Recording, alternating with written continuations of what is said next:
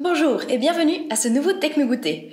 Aujourd'hui, nous allons voir comment interagir entre Scratch et Timio en utilisant les événements Scratch pour contrôler Timio. Tout d'abord, voici la correction du défi d'hier, l'éviteur d'obstacles.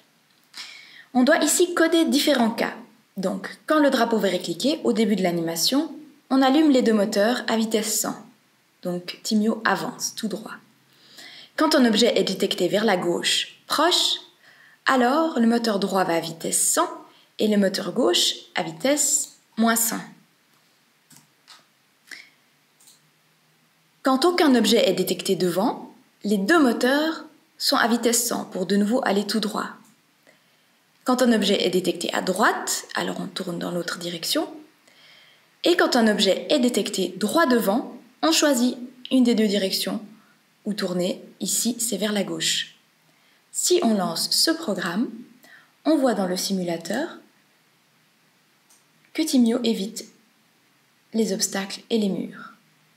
Maintenant, nous allons voir comment programmer un Timio télécommandé par les flèches du clavier et qui peut changer de couleur en fonction de la direction. On va voir maintenant qu'il est tout à fait possible d'utiliser des événements de Scratch, donc de la catégorie événements, avec des instructions de la catégorie Timio, donc contrôler Timio avec des événements de Scratch. Par exemple, quand la touche espace est pressée, je pourrais allumer les moteurs de Timio pour le faire avancer, comme on a déjà vu. Donc à ce moment-là, quand j'appuie sur la touche espace de mon clavier, Timio, sur le simulateur, avance, jusqu'à ce que j'arrête l'animation en appuyant sur le rouge.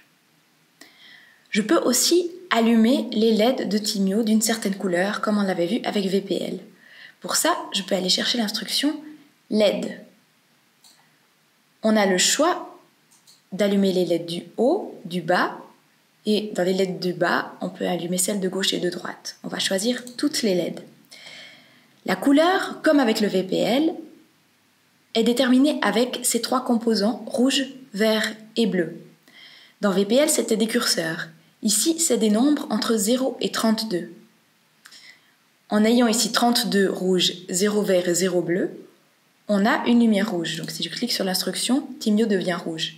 Si je rajoute 32 de vert, j'ai du jaune, comme avec VPL.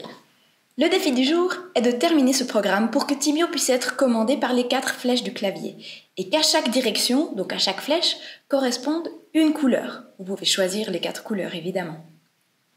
Voilà pour le défi du jour.